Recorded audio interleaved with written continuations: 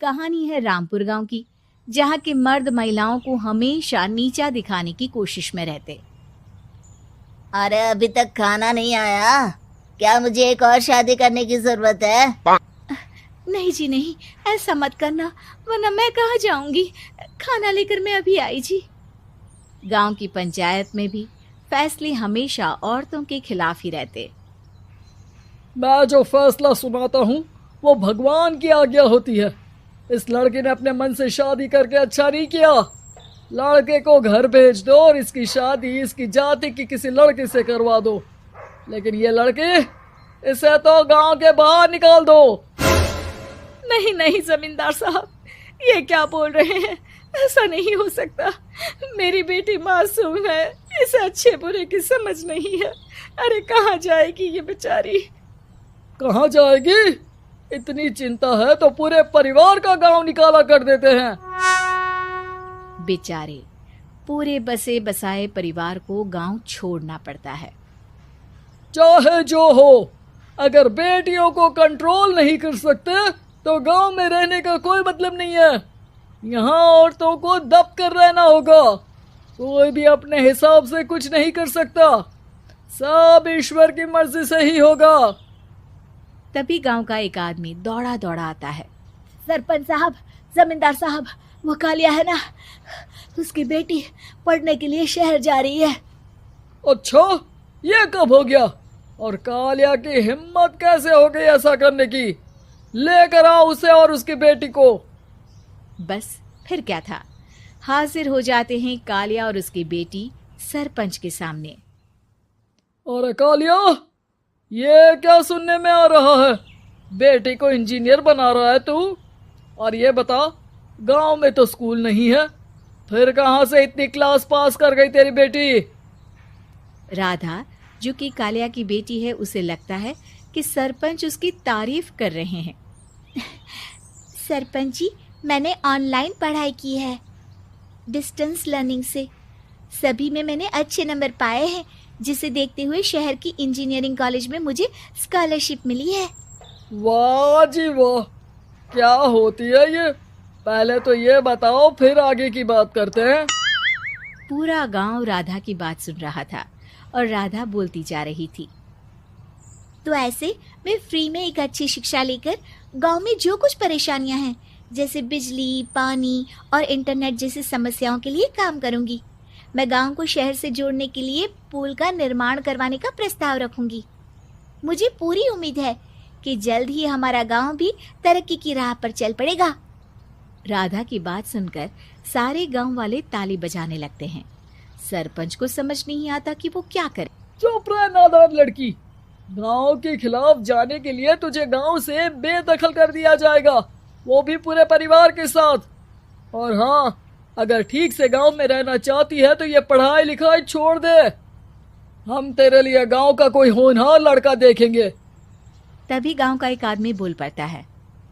अरे नहीं नहीं सरपंच जी, राधा बिटिया जो बता रही है, अगर वैसा हो जाए तो हम लोगों को पैसा कमाने के लिए बाहर नहीं जाना पड़ेगा।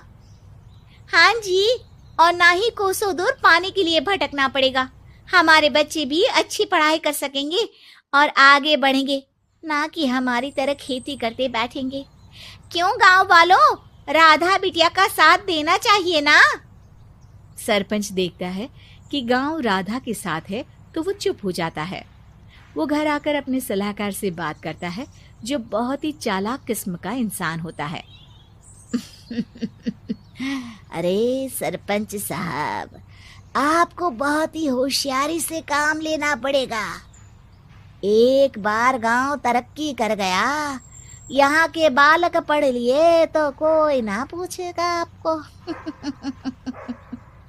और फिर ये जो बेटा और बेटी है ना आपके, इनको भी आम लोगों की तरह ही जीवन जीना होगा। हाँ, लेकिन करे तो क्या करे? वो ना आप मुझ पर छोड़ दीजिए, बस मैं जैसा बोलूं करते जाइए।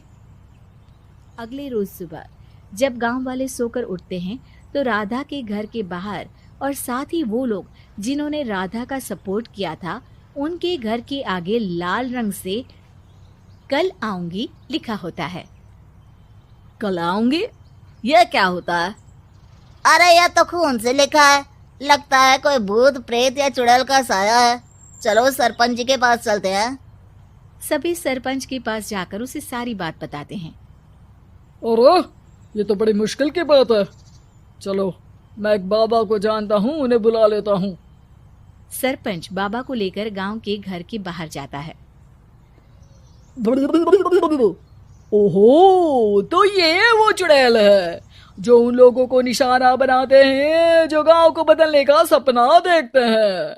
वो गांव को ऐसे ही संपन्न देखना चाहती है। वो नहीं चाहती कि कोई बाहरी यहाँ का कायाकल्प करे। क्या तुम लोगों में से किसी ने गांव को बदलने की सोच रखी है? तभी राधा की माँ रोते रोते आती है। मेरी राधा घर से गायब हो गई है।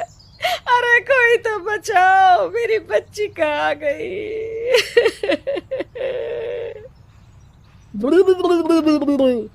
ले गई वो चुड़ैल, तेरी बच्ची को ले गई।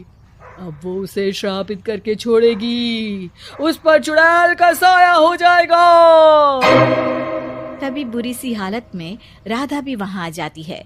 उसके बाल चुड़ैल की तरह फैले होते हैं और कपड़ों में खून लगा होता है। सभी राधा को देखकर डर जाते हैं। माँ, पता नहीं मुझे कौन उठा कर ले गया था।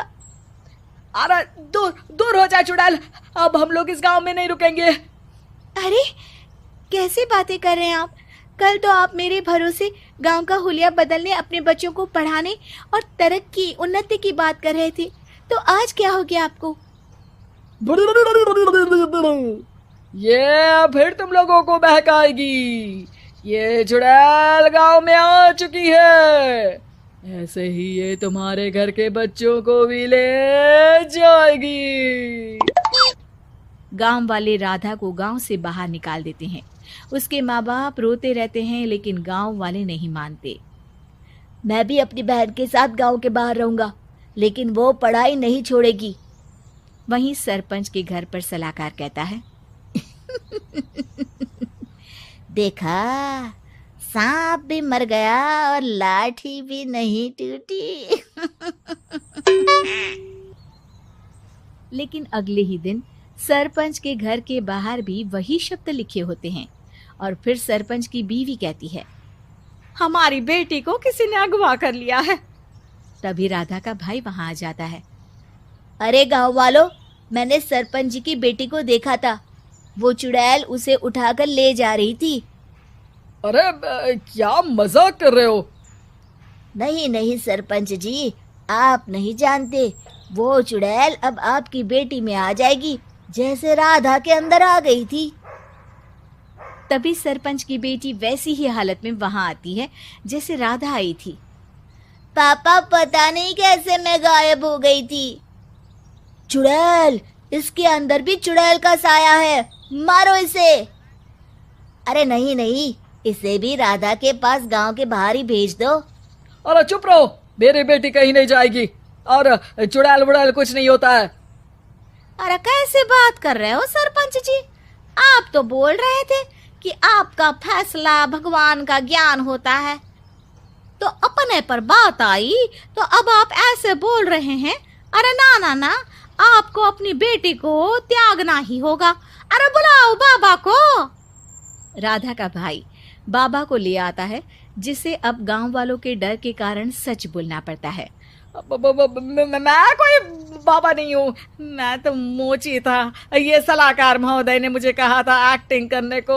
अब वो मुझे पैसे देने वाले हैं। अब मुझे माफ कर दो।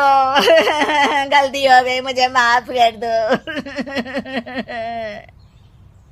तभी वहां राधा आ जाती है। देखा सरपंच जी, जब गांव के बच्चे साक्षर होंगे तो आप जैसे लोगों की चालाकी नहीं चलेगी।